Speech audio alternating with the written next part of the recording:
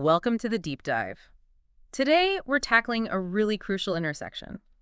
How the way we plan our cities ties directly into creating a more sustainable future and critically slashing greenhouse gas emissions. Yeah, it's a big one. We've got a fantastic collection of international research and case studies with us, a truly global look at how different urban centers are grappling with growing populations and a rapidly changing climate. That's right. And what's really striking about our sources is the sheer range of perspectives. We're drawing on work from places like Spain, Japan, South Africa, France, Colombia, Sweden, Holland, Italy, you name it. Wow. It really underscores that these aren't, isolated challenges. Everyone's dealing with this. Absolutely. And our mission today is to sort of cut through all this information and extract the vital insights, the most effective urban planning strategies that are actually making a difference on the ground. We're looking at diverse approaches and different scales of action to understand what truly works in building more sustainable cities. Okay, let's unpack this, starting with the sheer scale of the problem. Right. So globally, the numbers paint a pretty clear picture. Over half of the world's population now lives in urban areas. More than half already. Yeah. And these urban activities, they're responsible for more than 70% of global CO2 equivalent emissions. 70%? That's huge. It is. And what's fascinating here, and maybe a bit concerning, is that this translates to a higher per capita emission rate compared to rural areas. Okay, so city dwellers on average emit more. Per person, yeah. And when we say CO2 equivalent, that's just a way to standardize the impact of different greenhouse gases like methane or nitrous oxide based on how much warming they cause compared to CO2. It lets us compare apples to apples, essentially. Got it. That makes intuitive sense. Concentrated activity, all the infrastructure demands. But here's where it gets really interesting, according to our sources. The rate at which urban areas are physically expanding, it's actually double the rate of urban population growth. Double. Wow. What does that tell us? It points to a really critical trend, decreasing density. Cities are sprawling outwards, becoming more sort of dispersed. Right. And this necessitates much more extensive infrastructure, more roads, longer utility lines, all of which are incredibly costly and energy intensive, not just to build, but to maintain over the long haul. And this isn't just a developed world problem, is it? No, definitely not. This trend is particularly concerning in developing countries where resources might be more constrained and, efficiency is absolutely paramount. The IPCC Working Group 3 report really highlighted how crucial urban policies are for climate change. So this all feels so interconnected. When we look at the basic structure of a city, what are the key elements that have the biggest impact on its greenhouse gas emissions? Well, our sources consistently point to a few key things. Density, how compact or spread out a city is. Okay. The mix of different land, uses like residential, commercial, green spaces. Nice. Zoning. Yeah, exactly.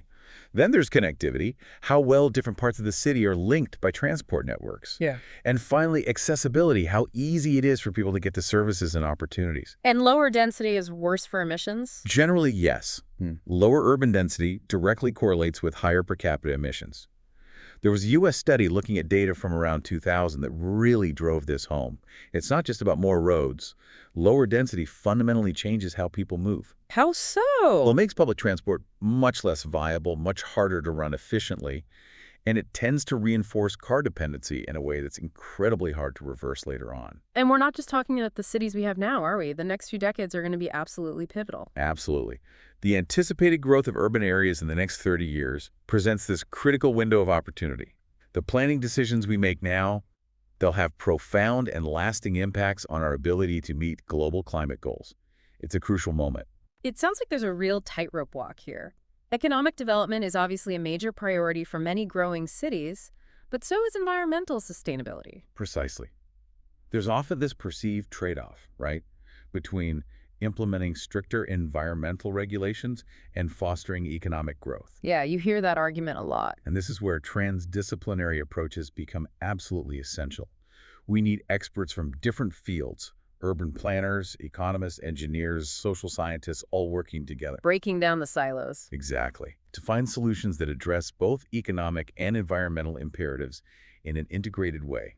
not one or the other. Okay, so cities around the world are grappling with this complex challenge.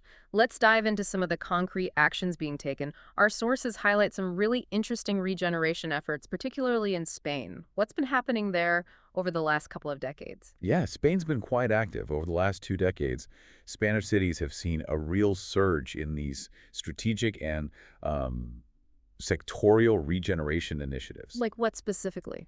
A big focus has been on promoting sustainable mobility, making it easier for people to get around using greener methods, and also on revitalizing public spaces, making them more livable, more enjoyable. Can you give us some specific examples? What kind of changes are we talking about on the ground? Sure. Cities like Granada and San Sebastian were really early pioneers in developing comprehensive sustainable mobility plans. Okay. And that approach then spread quite widely across Spain, often helped along by public funding. We've also seen things like tram and bicycle infrastructure being used really strategically as catalysts for broader urban regeneration. Oh, interesting. So the new tram line wasn't just about transport. Exactly. In places like Vitoria, Parla, and Seville, they use these transport projects to kickstart wider improvements. So it's about much more than just transportation. It's about fundamentally reshaping the urban environment and how people interact with it. And it's not just about moving people around more sustainably, is it? There's also been a significant push to bring nature back into the urban environment. Yes, definitely. There's been a deepening understanding of the crucial role that urban green spaces play. Not just aesthetics. Right, not just pretty parks. No. It's about increasing biodiversity, supporting local ecosystems, and really enhancing the overall ecological functioning of the urban area, what you might call the urban metabolism. Urban metabolism, I like that. Any standout examples? The Green Ring of Vitoria is fantastic. They recovered the Salbarua lagoons right next to the city center. It's an impressive project. Wow. And it provides really valuable opportunities for residents to connect with nature right on their doorstep. Madrid has also been a focal point for regeneration, especially around housing, right? How has that played out? Yes, Madrid's done quite a bit. They've undertaken significant integrated rehabilitation efforts with strong collaboration between the city council and the regional community of Madrid. So different levels of government working together. Exactly. They've used legislative actions linked to housing plans to actively encourage these rehabilitation areas over several distinct periods, going back to the mid-90s. And was there a particular period that was more effective? Well, what's interesting is that the initial period, roughly 1994 to 2001, is widely seen as having taken the most holistic and integrated approach. They were really looking at housing within that broader urban context. So if we were to distill the key principles from all these Spanish examples, what would be the most crucial underlying idea? What's the big takeaway? I think the crucial takeaway is the fundamental need for integrality in sustainable actions. Integrality. Meaning? Meaning it's not enough to just focus on one thing in isolation, like just transport or just housing. It's about taking a holistic view, focusing on improving the overall metabolism of neighborhoods, how they function in terms of resources, energy, waste, how everything connects. That makes perfect sense. A connected and holistic approach really does seem key. But were there any significant roadblocks or perhaps missed opportunities highlighted in the Spanish context? Anything that didn't quite work? Yes, definitely. A couple of really significant challenges were noted. Surprisingly, state regulations have actually hindered the production and local distribution of renewable energy. Really? In Spain, with all that sun and wind? Seems counterintuitive, right? Right. But that's what the sources indicate. And also, water management, you'd think that would be a super high priority, given increasing aridity. Especially in Spain. Exactly. Yeah. But it's been surprisingly overlooked in many of these urban sustainability initiatives. Huh. That's a really important reminder that even with strong intentions and innovative projects, practical implementation can face unexpected hurdles like regulatory barriers or just blind spots. Absolutely. Now, shifting gears a bit, our sources also delve into the unique challenges and critical considerations for urban planning, specifically in developing countries. What are some of the key differences or priorities there? Right, this is crucial. The absolute starting point is different. In developing and emerging countries, effective urban planning really needs to begin with a participatory diagnosis. Meaning getting everyone involved from the start. Precisely. Actively involving all relevant stakeholders, residents, local authorities, businesses, community groups, to develop a comprehensive understanding of the city's current situation across all dimensions: demographics, space, infrastructure, economy, social dynamics, environment, Everything. So it's about building that shared understanding and a sense of ownership right from the beginning. Exactly. And this detailed information then needs to feed into a real-time dynamic database. Why real time? It allows for continuous monitoring of urban development as it happens, and it facilitates collaborative decision-making that can adapt to evolving needs and circumstances, rather than relying on outdated plans. That sounds incredibly powerful for making sure planning is responsive and relevant. What about setting priorities? Resources are often limited, right? How do developing countries decide where to focus? Priorities need to be very carefully tailored to the specific local context. It's a balancing act. How so? You need to consider the insights from technical specialists, sure, but also the clearly articulated requests from different community groups. And then there's the realistic assessment of available resources, both local and maybe external support. And is there an overarching principle? Yes, crucially, urban investments should, either directly or indirectly, contribute to poverty reduction. And there needs to be an overall coherence guiding all actions, short, medium, and long term, to avoid fragmented or conflicting efforts. And what are the foundational elements that absolutely need to be in place to make this kind of participatory and context-driven planning successful in developing countries? What needs to underpin it all? Fundamentally, it requires empowering local and regional governments, giving them the necessary human expertise and adequate financial resources to actually plan and implement effectively. So capacity building is key. Huge. And underpinning all of this is the crucial need for genuine political will and legitimacy. Which comes from It can only be built and sustained through meaningful, ongoing consultation with all the diverse groups within society, the general population, administration, political leaders, businesses, NGOs, everyone. It really underscores the absolute importance of collaboration, communication, and inclusivity as foundational principles. It keeps coming back to that. Absolutely. And our sources strongly highlight the essential roles of ongoing training, effective communication strategies, and open dialogue throughout the entire process. And recognizing what's already there. Yes. There's also a significant recognition of the existing contributions of inhabitants. Yeah. People are already building homes, managing neighborhoods, especially where official actors might be absent. It's about acknowledging, respecting, and building upon those existing local dynamics and often very innovative social solutions, not just imposing things from the top down. Let's move on to look at some specific examples of urban greening and public space initiatives. We've already touched on Vitoria's impressive green ring, but what other interesting case studies did our sources highlight from around the world? Well, Santiago de Compostela in Spain had some innovative programs linking public housing to public rent schemes.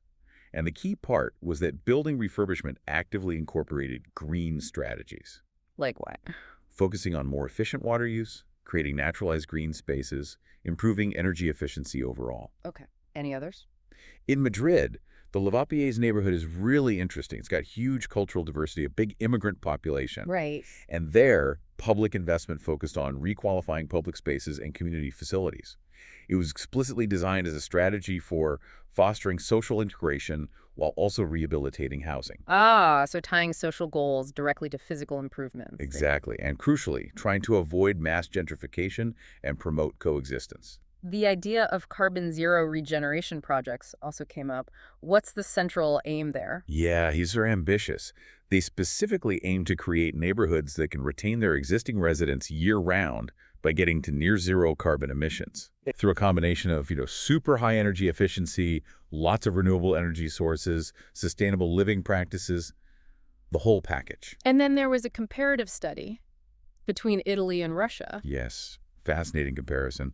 Looking at Padova in Italy and Moscow in Russia, specifically how they inserted green areas into historic urban centers to try and alleviate congestion and just improve quality of life. Tell us more about Padova. The Prado della Valle sounds particularly intriguing. It's amazing. Padova's Prado della Valle is from the 18th century, designed by Andrea Memo, a really innovative approach. In what? It created this huge, versatile public space that simultaneously tackled major flooding issues in the area and allowed for vibrant commercial activities, all within what was essentially a large urban garden island, surrounded by a canal and statues. Wow, multifunctional design way back then. Absolutely. The underlying idea was very much about public enjoyment and practical utility for the city's inhabitants. And how does Moscow's Zaryadye Park compare? That's much more recent, right? Much more recent, yeah. Post-2013, after an international competition, it replaced the old Rossi Hotel near the Kremlin. Okay. The intention there was to create a contemporary world-class public park, high-quality infrastructure, diverse landscapes, explicitly emphasizing a green choice for urban regeneration. Designed to be accessible and beneficial to all citizens, a real statement piece of contemporary public space. It's really interesting to see these very different approaches, different times, different cultures, but all aiming to enhance urban life by strategically bringing in green space. Now let's shift to a less positive aspect, urban sprawl. Madrid was a key case study here. What were the drivers and consequences? Yeah, Madrid saw a really disproportionate sprawl between roughly 1995 and 2005. Get this, the population increased by about 4%, but the total urbanized land area grew by a staggering 20%. 20% land increase for 4% population growth. Wow, what drove that? It was largely fueled by property development and speculative land markets, just building outward. And the consequences. It led to the creation of many often poorly connected and ultimately unfinished neighborhoods. These became particularly vulnerable when the economic crisis hit later on. And how did this rapid outward growth specifically impact the areas immediately surrounding the city, the sort of fringe areas? Well, detailed analysis looked at land occupation patterns near the major radial roads leading out of Madrid. And it showed very significant increases in built-up areas between 95 and 2014.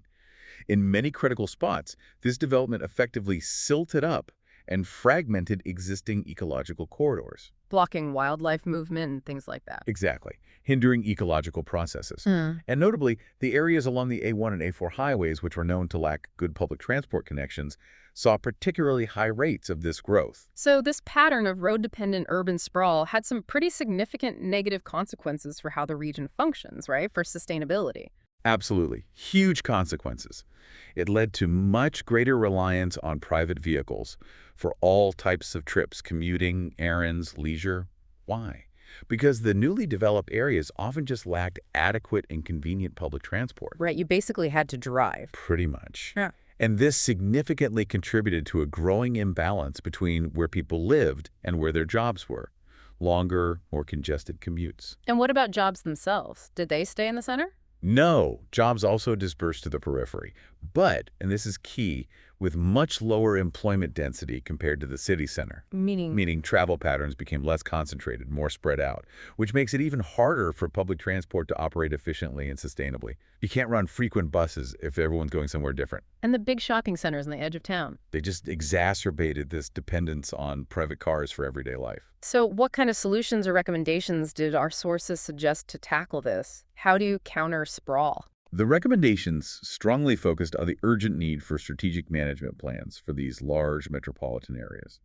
Plans that actively prioritize public transport use and promote much more integrated land use and transportation planning, not treating them as separate things. Okay, so integration again? What would that look like? The core idea is to consciously shift away from that dispersed low-density pattern towards a more polycentric urban model. Polycentric, multiple centers. Exactly, where you have diversified peripheral centers with a mix of jobs, services, housing, deliberately concentrated around key public transport nodes, like train stations or major bus hubs. Creating mini hubs outside the main center. Right, and functional diversification within these centers, plus inclusive urban design, making it easy and pleasant to walk, cycle, use public transport that's seen as critical for reducing unnecessary car trips, especially non-work trips, and fostering genuine intermodality, making it easy to switch between walking, biking, and transit. It sounds like a much more intentional and strategically connected approach to urban growth is absolutely essential to avoid the pitfalls of just letting sprawl happen. Definitely. It requires deliberate planning. Now let's turn our attention more specifically to private vehicles and their significant contribution to greenhouse gas emissions. What key trends were observed in the Madrid case study? Well, as you might expect, the increase in private vehicle use in Madrid was driven by a combination of factors we've touched on. New roads being built. Induced demand, right. Yeah, that's part of it. Rising average incomes making cars more affordable. The peripheral dispersion of housing we just discussed. Low urban densities in those new areas. And the functional specialization where you live here, work there, shop somewhere else entirely. And population growth in the outer areas. Yes, significant population increase in the outer regional crown between 2004 and 2014 also played a big role. Interestingly, our sources also mention high rates of homeownership in Madrid. How does that factor in? It seems counterintuitive. It does, a bit. But the high rate of homeownership actually contributes to lower residential mobility. People are less likely to move, even if their job moves. Ah, so they're locked in geographically. To an extent, yes. Even with increasing temporary employment, people might stick in their own home further away, contributing to longer commutes and continued reliance on cars to bridge that distance. What about overall travel patterns within Madrid? Did the total number of trips change significantly during the period studied, 2004-2014? Interestingly, overall travel only increased slightly, just 0.4%. That's tiny. Yeah. But what's really notable is the composition of those trips.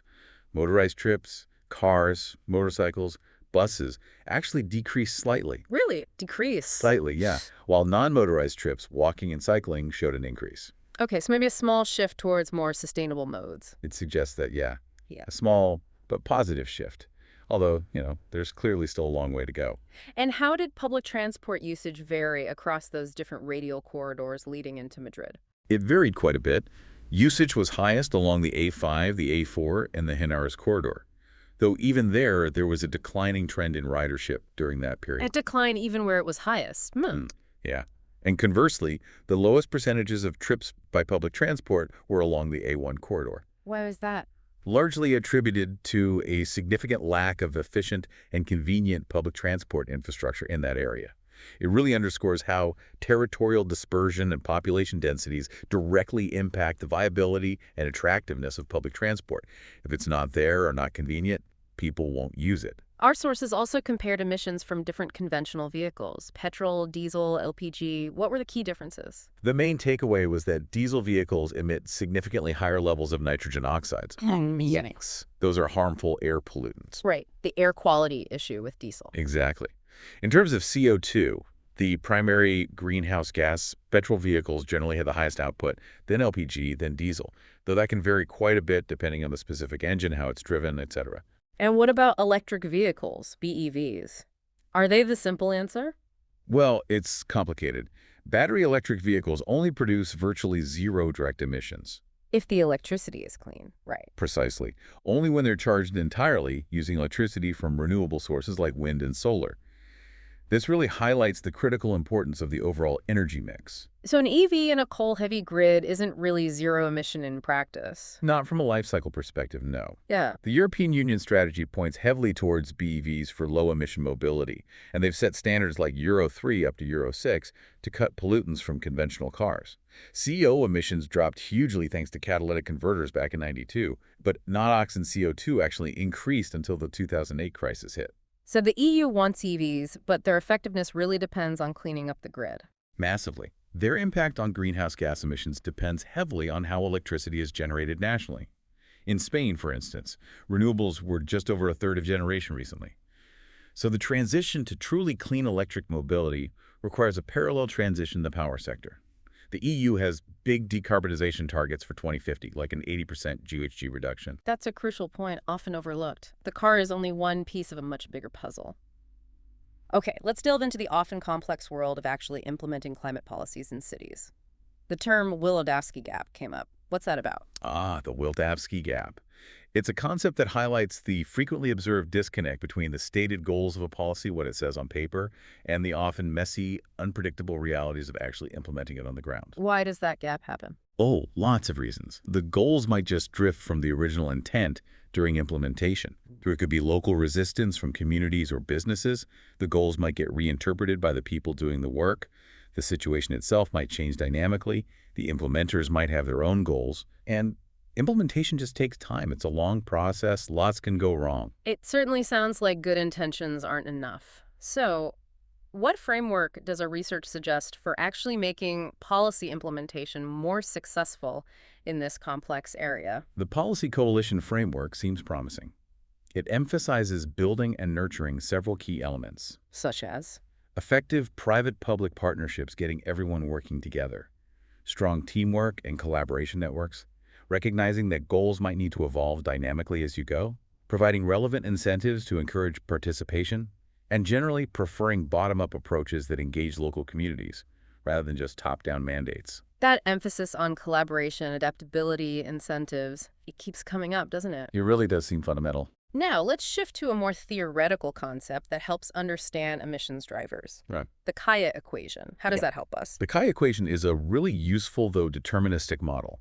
It mathematically breaks down total CO2 emissions impact into 4 key factors. Which are? Population size, affluence, usually GDP per person, energy intensity, how much energy you use per unit of GDP, and carbon intensity, how much CO2 you emit per unit of energy used. So impact, population X, affluence X technology split into energy and carbon intensity. Essentially, yeah.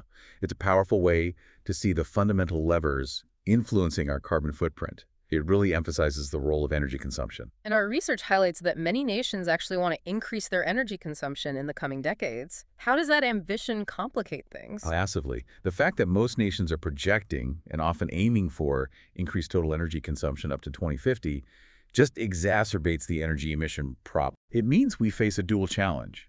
We don't just need to rapidly replace our existing dirty energy sources with cleaner ones. We also have to build entirely new renewable infrastructure on a massive scale just to meet this growing overall demand. It's a huge undertaking technologically, economically, logistically. Our sources also touched on national-level management of goals, like those from COP21, the Paris Agreement. What were some key challenges and examples there? Well, national governments took on the main responsibility for working towards those ambitious goals.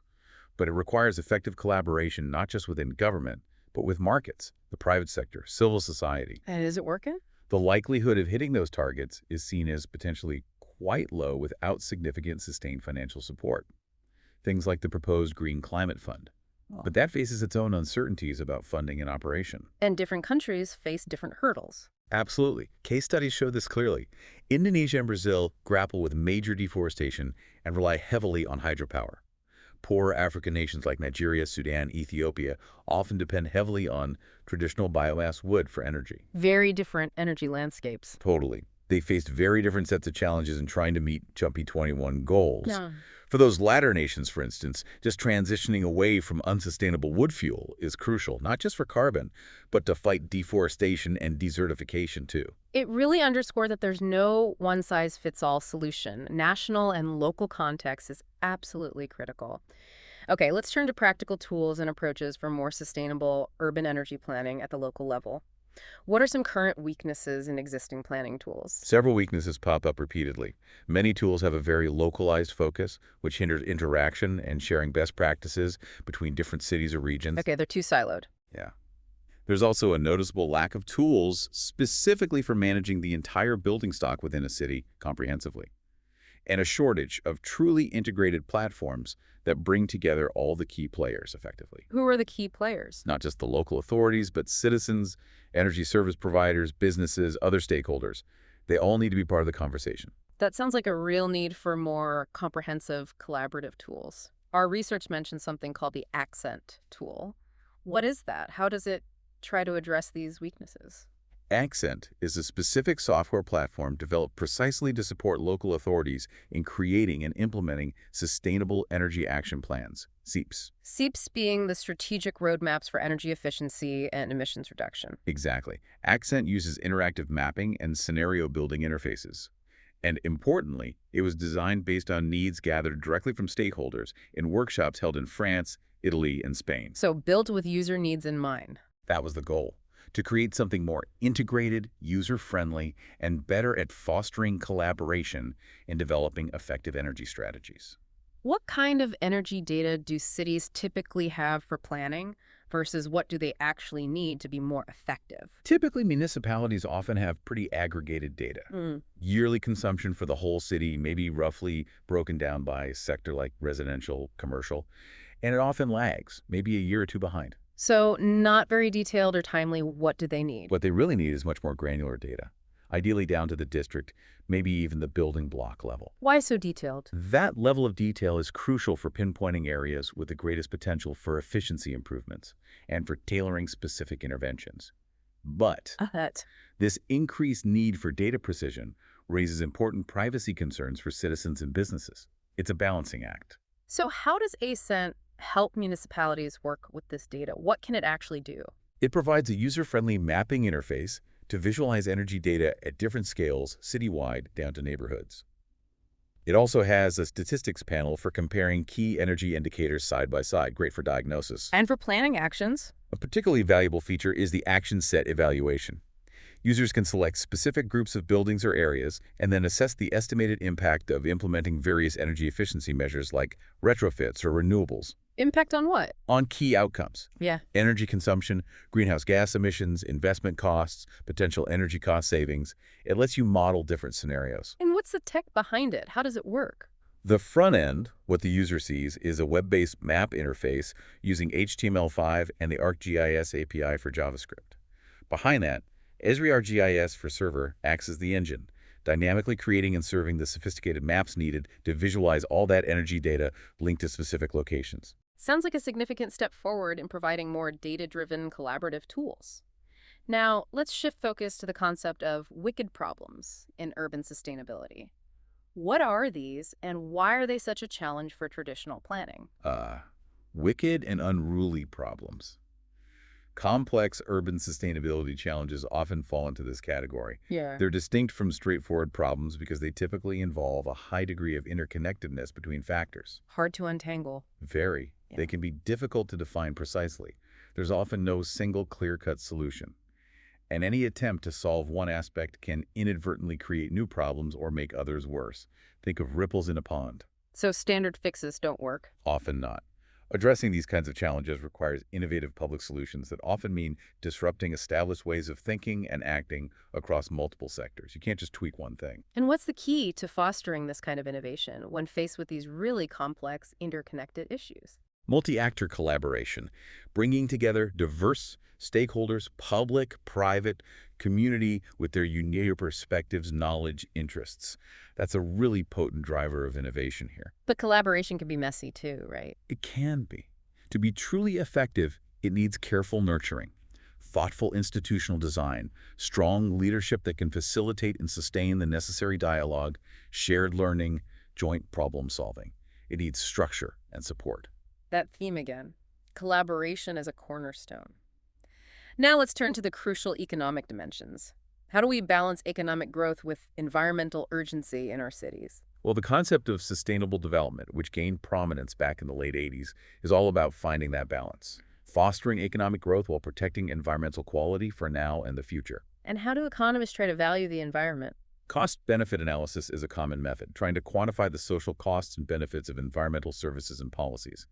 For example, the IPCC estimated average economic damages from 4 degrees Celsius warming could be 1 to 5% of global GDP. Wow. And how do the costs of acting on climate change now compare to the potential costs of inaction later? Comparing the costs of mitigation now versus the potential long-term costs of unchecked climate change, like extreme weather, sea level rise, agricultural disruption strongly suggests that taking decisive action now is not only environmentally responsible, but also economically sound in the long run. Even accounting for upfront costs? Yes. Even when considering different views on how to discount future costs. The Stern versus Nordhaus debate. The general consensus among many economists points towards the wisdom and urgency of acting proactively. The energy sector, as we've discussed, is so central. What's the link between energy innovation and cutting emissions? The energy sector is fundamental to well-being, powering almost everything. But there's growing concern about sustainability and the impacts of pollution and emissions from traditional energy. And emissions are rising globally. Yes, in both developed OECD and developing non-OECD countries. Notably, non-OECD nations now account for nearly half of global CO2 emissions, much of it linked to energy. So energy innovation is key. Absolutely key. Developing and deploying renewables, improving energy efficiency that's crucial to decoupling economic growth from rising emissions. Yeah. Big ones. Big ones. Investments in energy R&D face high upfront costs, long payback times, dependence on changing regulations. This really underscores the need for smart public policies. What kind of policy? Policies to help reduce investment risks and capital costs for promising clean technologies, often coupled with gradually reducing or removing fossil fuel subsidies, which currently distort the market. So investing strategically in cleaner energy has environmental and economic benefits. Okay, let's consider how we actually measure the success and sustainability of infrastructure projects. What metrics are being used? Well, first, there's a clear link between construction investment and economic growth, plus jobs. Right. And increasingly, sustainability in the built environment is linked to occupant satisfaction, productivity, health, even revenue through things like sustainable tourism. So how are projects evaluated? A comprehensive analysis found a huge number of metrics being used, over 500 unique ones. 500. That sounds chaotic. Is there any agreement on which ones matter most? They do tend to cluster around major themes. Energy is huge, renewables, consumption, but there's still a noticeable lack of widespread agreement on how to quantify many of these indicators. So, lots of metrics, but no standard way to measure them. Pretty much. It highlights a persistent need for a more streamlined, manageable framework for consistently measuring and evaluating sustainable infrastructure performance. That would help compare projects and identify best practices. Sounds like that field is still evolving. Now let's look at a specific regional example. Public transport policy in Gauteng, South Africa. What's their main focus? Gauteng province, which includes Johannesburg and Pretoria, is strongly directing infrastructure and investment towards becoming a smart city with smart mobility.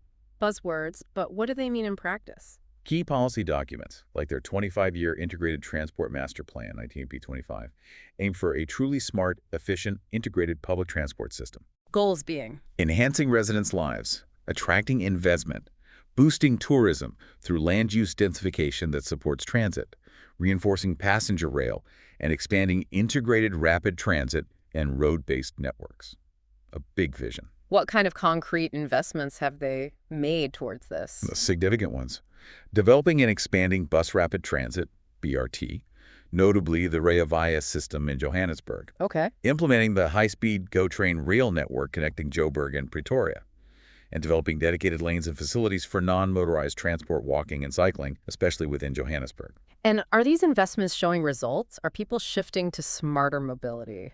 Applying smart city and mobility indicators to these initiatives does show a steady, encouraging uptake in public transport and cycling use.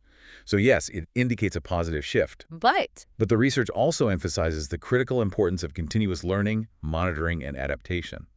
These systems need ongoing improvement to address challenges effectively. It's not build it and forget it. the role of technology, especially mobile apps, was also mentioned there. How are they being used? Yes, apps are increasingly important for efficiency and user-friendliness. The GO train has an app for timetables and routes, though it's started static, not real-time. Rea Vaya launched its app in 2016. What's needed next? The ongoing need is for these apps to become even more real-time, intelligent, truly interactive, allowing commuters to access live service data, optimize routes based on current conditions, maybe even integrate with other mobility services for a seamless journey. Makes perfect sense. Real-time info and ease of use are crucial for making transit attractive. Now let's explore a completely different angle. Biotechnologies for greenhouse gas abatement. What's being explored there? Right, tackling potent GHGs like methane, CH4, and nitrous oxide, N2O, through active removal is a big challenge technologically and economically. Traditional methods aren't ideal. Conventional physical-chemical treatments often have high cost and their own environmental impacts. This has spurred research into new types of bioreactors. Bioreactors using microbes. Exactly. Using customized microbial communities to biologically convert these harmful GHGs into valuable bioproducts, turning a pollution problem into a potential resource stream.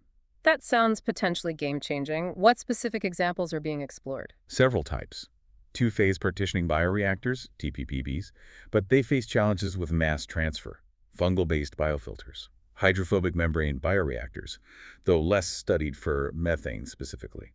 More complex configurations too, but often with limited effectiveness or high cost so far. What's the ultimate vision? The potential lies in developing comprehensive GHG biorefineries, systems that could sustainably produce valuable bioproducts like biopolymers, hextopolysaccharides, ecoin, all from captured methane and nitrous oxide. But it's still early days. It requires intensive interdisciplinary research, microbiology, systems biology, environmental engineering, huge potential, but lots of work needed. Fascinating to see biology harnessed like that. Now, a very different perspective. Architecture and waste, specifically waste-to-energy WTE plants. How do buildings intersect with trash? Architecture and waste have this surprisingly deep, complex relationship. Waste is almost the double or the hidden underside of the city, right? The material byproduct.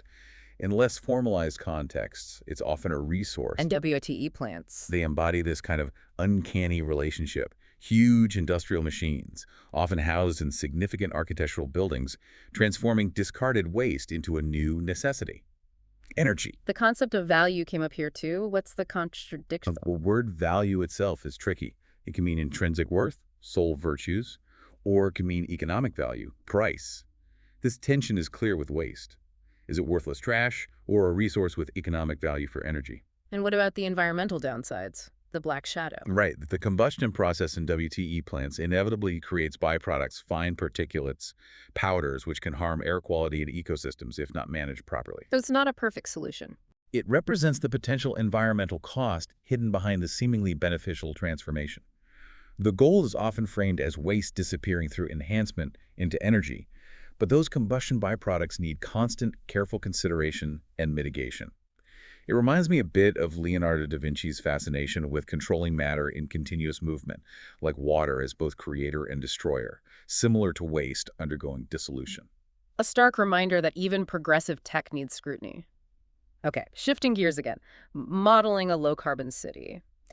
What key domains need to be considered in these complex models? A sectoral domain approach is really key, categorizing emissions by major sectors: energy, industry, agriculture, forestry, other land use, transport, buildings, waste. Just listing the sources. Essentially. But for a truly comprehensive eco-city model, you need dynamic research within each sector, understanding their unique characteristics and how they interact. Combining different perspectives. Yes, it's increasingly important to combine different modeling domains, like linking models of human activities with models of environmental disturbances to see the real spatiotemporal effects of different policies or tech shifts. Economic policies and indicators are also vital, especially dividing the energy sector into supply and demand for effective modeling. What specific tools or considerations come into play when modeling these sectors? You use things like radiative forcing equations for CO2 and methane to understand climate impact. When modeling household energy demand, you factor in appliance efficiency, insulation, household size, floor area, local climate. Similar detailed approaches for industry and commerce. And transport. Transport modeling uses various approaches: average speed models, traffic situation models, cycle variable models considering driving patterns, modal models looking at the mix of transport types. Increasingly, activity-based models, which analyze people's daily routines and travel, are becoming crucial for eco-city planning. Agriculture, too. Yes, modeling agricultural carbon needs to include upstream inputs, animal production, downstream emissions models like GLAM do this. And you have to balance potential CO2 benefits for some crops against adverse climate change impacts on agriculture itself. It sounds incredibly complex. What's the most critical element for making these models work? Data. Yeah. Absolutely critical. Accuracy, reliability, adaptability to changing variables over time, that's paramount for generating useful insight. Is good data available? There are growing sources for carbon emission profiles for different sectors, but the big challenge remains. Energy use and emissions often aren't well monitored at the individual household or business level. Smart meters are helping, but there's still a gap in granular data. That lack of granular data seems like a recurring hurdle. Now let's focus specifically on characterizing industrial GHG emission sources within urban planning. Key considerations. Well, urbanization itself drives non-natural GHG production, contributing to pollution and warming. Minimizing this needs a two-pronged approach: technological advances in cleaner industry and efficient, forward-thinking urban planning. How can planning help with industrial emissions? Planning can create more resourceful microclimates. Land use changes impact surface albedo, influencing heat absorption. And for transport, a huge industrial impact, solutions go beyond just efficient vehicles to planning that reduces overall travel demand by providing accessible alternatives. Transitioning energy generation to low-carbon sources across all sectors is also crucial. The concept of green infrastructure came up again. What does it mean here? It's a comprehensive approach to designing and managing urban areas, renovations, and new builds to minimize environmental impact. Think energy efficiency, water management, air quality, sustainable materials. Singapore's Green Mark certification, tailored for tropical climates, is a good example. Strategies to reduce travel demands through efficient planning and multimodal choices are also part of it. And how can businesses or individuals understand their own footprint better? The value chain footprint model is useful. It helps determine carbon footprint across all activities: upstream, downstream, midstream. It identifies emission hotspots and resource risks. And comparing energy sources. Life cycle assessment, LCA, is valuable there. Analyzing total GHG emissions over a technology's entire life to ensure alternatives really are lower emission than fossil fuels. We also need to address electricity and heat transport losses, technical and commercial, as they add to emissions and overheads. What broader strategies are being pursued, like in Europe? Ambitious efforts. Targets for renewables and GHG reduction. electrifying heating and transport sectors, pushing for local distributed energy sources, promoting district heating and cooling, DHC, and cogeneration for efficient heat distribution. And buildings themselves. Huge focus there. Building exteriors, roofing green roofs, cool roofs, strict energy performance standards, even details like energy-efficient lifts. Optimizing HVAC systems with high-efficiency units, insulation, considering local climate, it's all part of the picture. A really comprehensive effort, touching everything. Now let's delve into a fascinating concept, the symbiont city. What's the core vision? Symbiont City goes beyond just efficiency or relocating problems. It envisions proactively detecting energy opportunities in the existing city and using urban folding strategic reconfiguration to get thermodynamic benefits and boost resilience. But current systems limit this. Exactly. Current infrastructure and regulations often aren't set up for this kind of deep symbiotic planning. So how does Symbiont propose putting this into practice? By establishing local laboratories centered around existing urban waste transfer facilities. Waste facilities. Because they're already established hubs where neighborhood waste and potentially energy flows converge. There are strategic locations to start exploring new synergies between waste, energy, and information flows. The goal is boosting urban resilience and resource efficiency. What kind of interventions are envisioned? How do you move from gray to green infrastructure there? The core idea involves micro-infrastructural interventions at these sites. The hypothesis is that buildings should increasingly act as energy producers, not just consumers. Enabled by? Enabled by small-scale, decentralized networks for exchanging energy, waste, and information, based on mutually beneficial, symbiotic agreements. It mirrors the resilience of natural ecosystems, multiple connections, diversity, functional connectivity, decentralized patterns, increasing efficiency. What are the key objectives of the Symbiont initiative? Assessing the efficiency of these symbiotic solutions in cutting waste and improving energy efficiency. Implementing promising solutions in pilot cities technologically, organizationally, socially, to create a catalog of case studies for others to learn from. Can you break down those aspects? Tech, organizational, social? Sure. Technologically, it involves things like prosthetic stations to cluster local energy waste flows, maybe linking to smart city sensors.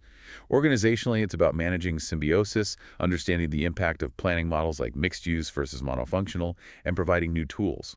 Socially, it's about reducing carbon-intensive behaviors, increasing waste recovery via local consortia involving councils, universities, businesses, residents to assess results and share successes. A compelling, forward-thinking vision for a more interconnected, sustainable urban future. Finally, let's look at a Dutch study on urban living patterns and household energy use. Key findings. That study found the expected link between income and energy use. Wealthier households consume more. But interestingly, even after adjusting for income, significant differences remained based on urbanization level. How so? Households in very low urbanized areas consumed about 1/3 more natural gas, electricity, and petrol compared to households in very highly urbanized areas. More energy use in less urbanized areas. That seems backwards. Any explanation? The study didn't find a link between education level and energy use, which was also surprising. It did note a higher prevalence of solar panels in those low urbanized areas, which might offset grid use somewhat, though the analysis focused on where energy co-op HQs were, not exactly where panels were. So potential factors. Maybe larger houses, more driving, less efficient buildings. Plausible factors, yes. Larger dwellings, greater reliance on cars due to less transit, potentially older or less efficient building stock could all contribute. The way urbanization was categorized might also play a role. It highlights the complex interplay of factors influencing energy use, often in unexpected ways. Definitely complex. Our final topic brings us back to the strategic level, the new urban agenda and sustainable urban standards.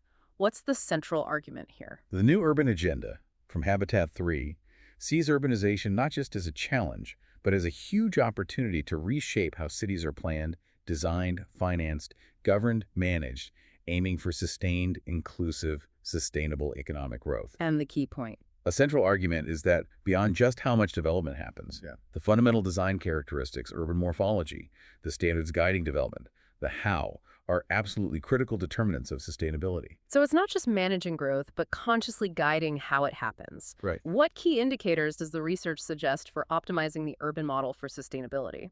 4 key indicators pop up. Density, diversity of uses, the quality and accessibility of open public space, and the treatment of surfaces free of buildings. And these can be applied anywhere. They're seen as relatively simple, replicable criteria. The principle is using the needs of current and future citizens as the measure when turning these indicators into specific, context-relevant urban standards. Let's dig into those. Density. Why is it so impactful? Density inhabitants or built area per land area profoundly influences city structure. Adequate density is paramount for sustainability. It helps avoid disproportionate infrastructure costs, fosters diversity and social interaction, supports urban complexity, especially with mixed uses and building types, and it makes public transport viable. And diversity of uses. Why mix things up? Integrating compatible functions, homes near shops, workplaces, schools, leisure is crucial for meeting daily needs locally. It promotes functional diversity, neighborhood self-containment, and significantly reduces the need for motorized transport, less driving. Makes sense. Finally, treatment of surface free of building. Environmental considerations. This covers roads, sidewalks, green spaces, facility areas. How they're treated matters hugely. Permeable paving, for instance, helps aquifer recharge and mitigates the urban heat island effect by reducing surface temperatures and altering runoff. So it connects to broader efficiency. Yes, the efficient relationship between resources used, especially land, and achieving a functional, healthy habitat is linked to density and diversity. Efficient city operation movement, social interaction without excessive environmental damage is linked to how we design open public spaces.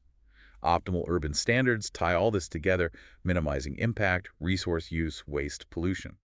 Environmental efficiency of density, for example, is closely linked to minimizing land sealed by buildings and non-permeable paving. Wow, that was an incredibly deep dive into the intricate relationships between urban planning, sustainability, and the urgent need to cut greenhouse gas emissions. We've drawn on such a rich array of global research and diverse perspectives. Yeah, we really covered a lot of ground.